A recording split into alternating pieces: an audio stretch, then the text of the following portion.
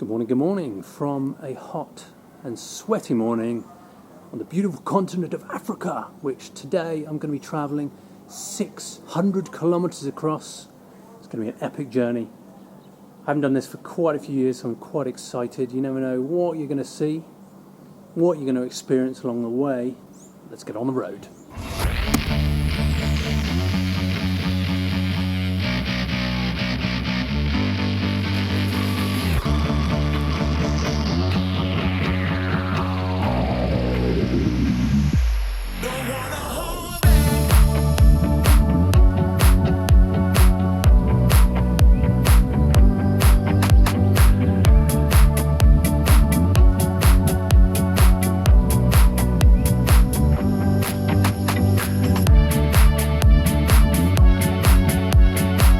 I was a passenger on this journey, and having spent almost 3 years out of the last 18 in 12 different countries on this continent, I had a lot of time for reflection, some of which you will see in this video, and also maybe a flavour of travelling long distance during the course of a day, which in most African countries these days will be on tarmac.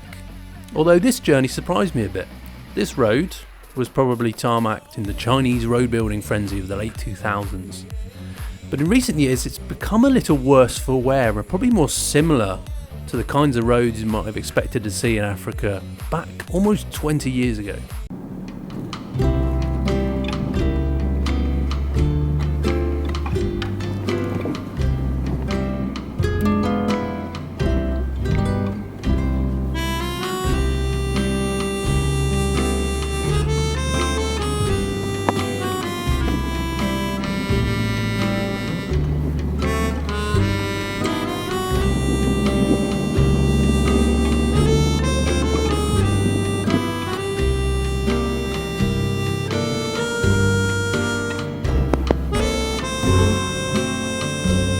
Usually following lorries is the best idea, even if they are a bit slower when you get to roads like this. They've got a better view of the road, so they can see everything up ahead. If you try and use it as an overtaking opportunity, then you will probably regret it.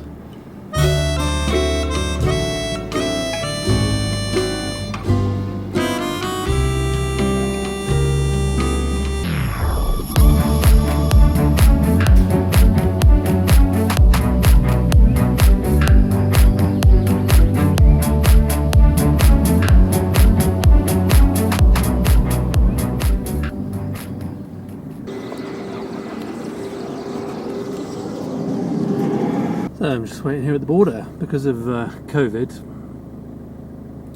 I have to get taken to this point by a driver and then handed over to someone on the other side in the other province, because I had my PCR test to get out of my quarantine. So just sat waiting for the other vehicle to arrive in my air-conditioned Toyota Hilux.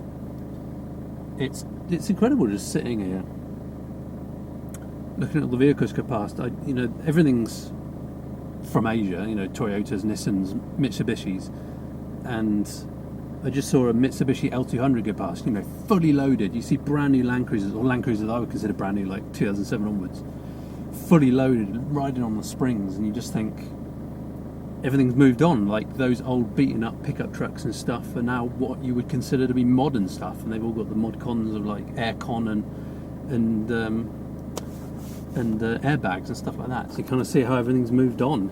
It's all quite modern in certain respects, and I guess, that's the appeal of Land Rovers though, because Land Rovers, they're slightly uncomfortable. If it's not got aircon, which a lot don't, you have the windows down, there's air blowing in your face, it's noisy, you feel the heat, and it's part of the experience. It's part of the romanticism of travelling on this continent in a Land Rover, and you lose all that with modern cars. I mean, it used to be your bus journeys and things, or just any vehicle journey would be a real adventure. Sure, you can still get adventure. You go to the back of beyond and you get in a taxi. I've been in taxis where it started raining, the windscreen wipers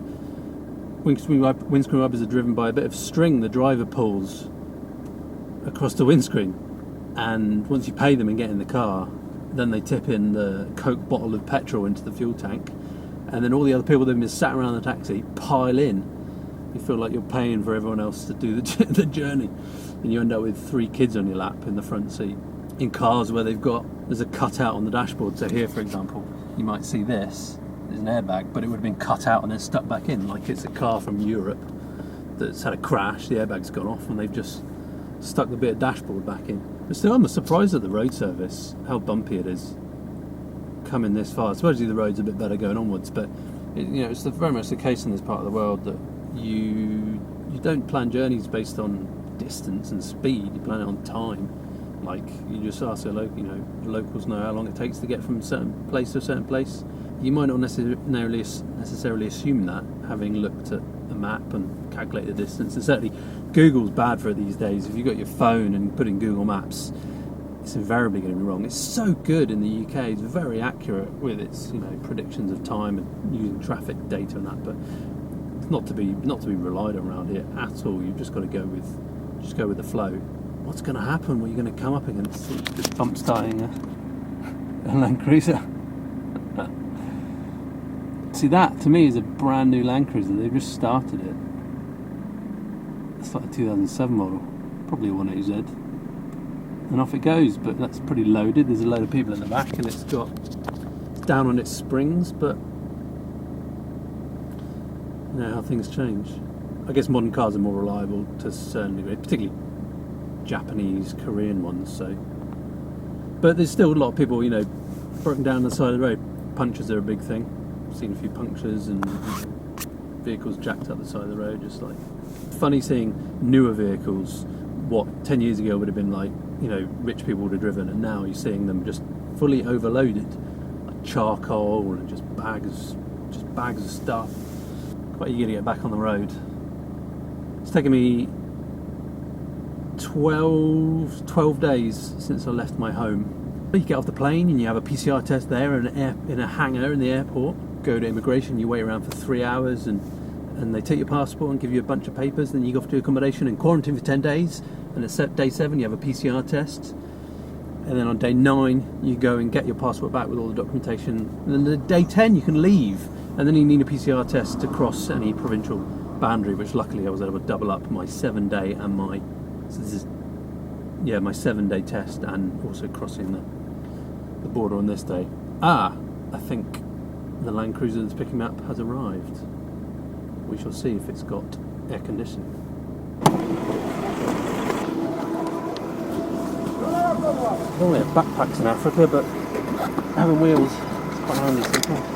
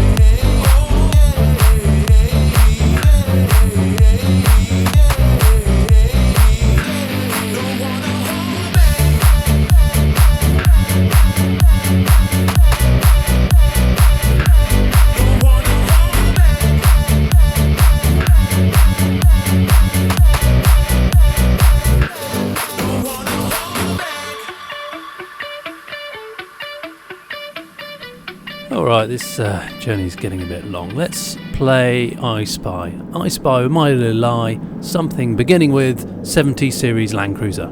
There's one. Another one. There's one there. One down left. Alright, another one up there. Okay, there's one as well. There's one. Okay, there's one. Okay. Oh, chimney. Oof, oh, crikey, this is more tiring than the journey. Oh, look, Defender for a change. Although, I don't think we can make a game out of spotting those, unfortunately. Okay, let's try broken down vehicles. Ah, here's a good one. The foliage in the road is a common marker for Africa. It means there's a hazard up ahead. Unless you're in Zambia, in which case it could also mean there's a wedding up ahead as well. Climbing. Slow lorries. It's pretty common for lorries to break down on hills because they're basically overloaded. the clutch burns out, or it doesn't have enough power to get up, and then they realise they have the brakes to hold them. So then what happens is the vehicle rolls back down the hill and it will go off the edge at some point. Here's one I saw on the journey that I only got a photo of, but it's basically a sand lorry that just tipped out all over the road. Oh, here's a coach. Had a bit of problems there. See the blocks underneath because the brakes can't hold itself. Right, that lorry's waited for us. Are we going to go? He's indicating to the right. Is he braking down? No, the indicator means he thinks that we can overtake. Let's go. See you later. Till the next lorry at least. Oh, is he broken down? Possibly. Oh, people. There's a pickup truck broken down. Oh, another coach broken down. This is almost a tire in the 70s. Ah, foliage. So that must mean something's just around this corner. There's good warning there from the driver. So we're going to slow down here. Wait to see. Is it going to be around this corner? There's a brick. Has it gone? Was that the brick that was holding it? Yes, I think this one's gone and they haven't removed foliage, but that was a block that was under the rear wheels. It was about this time that I started to notice I was getting some leg sweat. The aircon wasn't obviously as effective as it could be.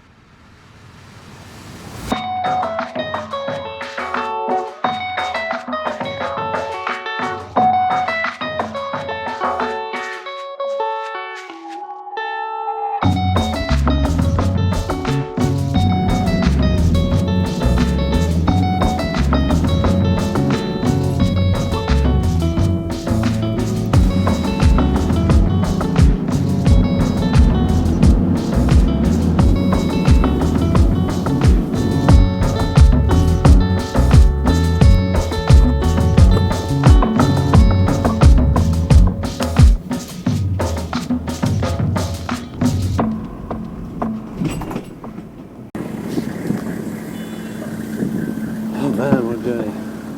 Probably about 4 hours left. Some tasty Dunlops. Not too hot. This one's pretty new. It's only about, I think it's within 2 or 3 years old, this one. Got about 50 k's on the clock. Seats are okay. They do the job.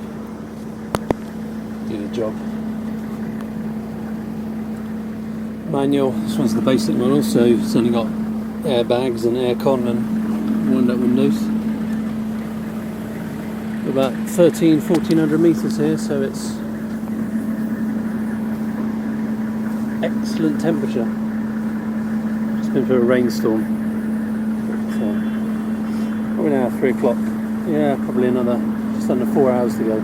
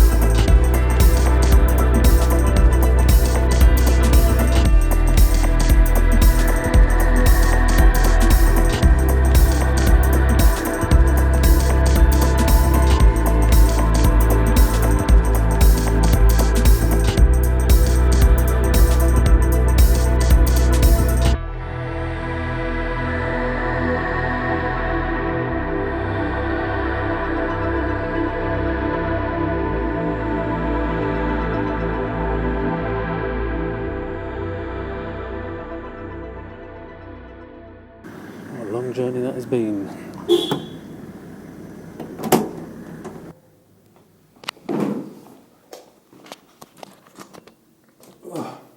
It took about 9.5 hours in the end. I pretty much think that about 70% of the cars on the road are 70 series Land Cruisers. It's incredible. I saw 3 Land Rovers that were parked up at the side of the road. Toyotas as far as the eye can see. Anyway, guess I'll have to do that journey again at some point. Thanks for watching. Bye for now.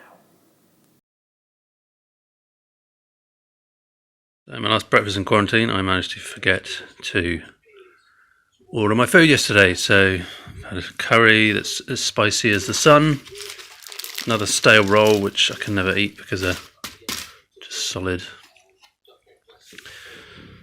Watching a bit of rubbish morning TV. There we go. Just wash my pants in the sink. Tomorrow I leave, hopefully, all being well.